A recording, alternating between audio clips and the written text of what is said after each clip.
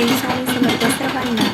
चला तर मग इथं बनवायला आलेली मी आज लाल तिखट. आता लाल तिखट तर सगळ्यांनाच म्हणजे जास्त प्रमाणात वापरता काळ्या तिखटपेक्षा, आणि अतिशय भाजीला घट्टपणा, चव, तरंग यावी म्हणूनच हीच काळजी न घेता पित्त, ॲसिडिटी कुठल्याही प्रकारची होणार नाही ही पूर्ण काळजी घेऊन मसाला बनवलेला आहे.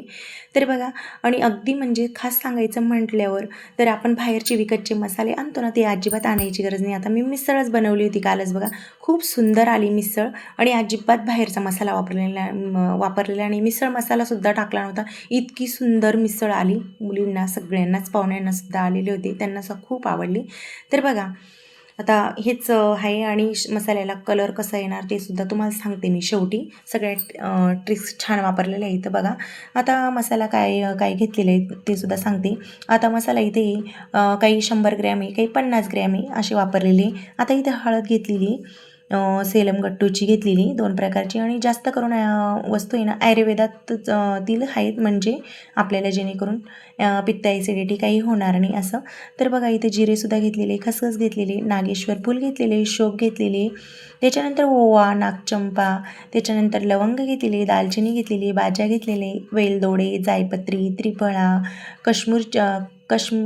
कपूरचिनी, त्याच्यानंतर गुलेटी, जायफळ, पिंपळी मूळ, धणे, तेजपान, त्याच्यानंतर खोबरे, शहाजिरे, वेलचिनी दाणा, गुलाबपत्री ही सगळ्यात महत्त्वाची बघा.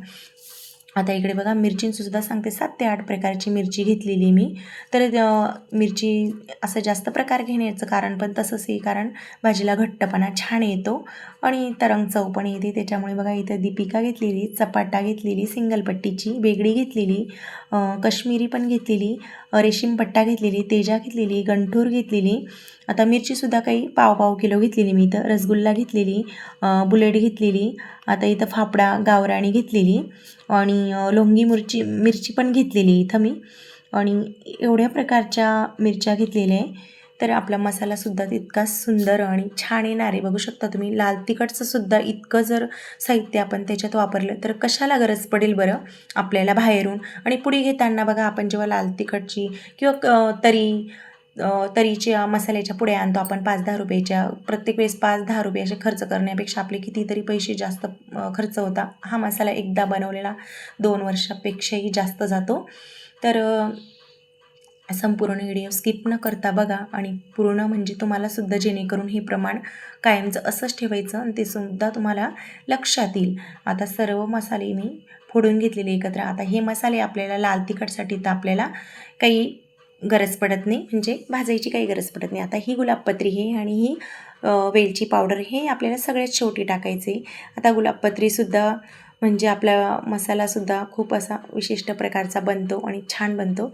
आता इकडे मिरची आहे ना सगळी कांडकमध्ये टाकून दिलेली, आणि आपले मसालेसुद्धा कच्चे टाकून दिलेले बघू शकता तुम्ही. आणि कधी पण आहे ना गिरणीवर डायरेक्ट मसाला दळायचा नाही, कांडक मशीनवरच बनवून घ्यायचं, भले वेळ लागतो आपल्याला. आता आम्ही सकाळीच 11 वाजेपासून कांडक मशीनवर आमचेच मसाले चालू होते, कारण माझा बहिणीचा, मम्मीचा काळा मसाला पण होता आमचा, आणि लाल मसाला पण बनवायचा होता. त्याच्यामुळे आम्हाला संपूर्ण दिवस इथं लागला, आणि मसाला बनवून परत आम्ही गावाकडे चालवतो मसाला बनवायला, आणि परत आम्हाला आमच्या घरी रिटर्न जायचं होतं, नाशिकला यायचं होतं म्हणून. आणि मसाला इतका खास आहे म्हणून मी सुद्धा इतक्या लांब आली बनवायला बहिणीच्या गावाला, सटाण्याला. आता तिने बनवला, तिने मला म्हणजे भाजी खाऊन पाहायला दिला ना मसाला, तर म्हटलं चला तर इकडेच बनवूया. आणि शेवटी आता मसाल्याला बघा कलर येण्यासाठी इथे तेल टाकलेली, मसाला इकडे कांडकमध्ये, आणि इकडे लगेच एका साईडला चाळणीने काढून, आणि दुसरीकडे आता फक्त मसाला मिक्स होतो आहे. तर तेल टाकलेले ना तो मिक्स होतो आहे बघा. आपला मसाला छान मिक्स झालेला आहे, आणि कलरसुद्धा किती अप्रतिम झालेला आहे बघू शकता तुम्ही. कलरच नाही तर चवसुद्धा त्याची भन्नाट आहे, आणि म्हणजे अगदी भाजीची रंगत वाढवणारा मसाला आपला अगदी तर तयार झालेला आहे बघू शकता तुम्ही.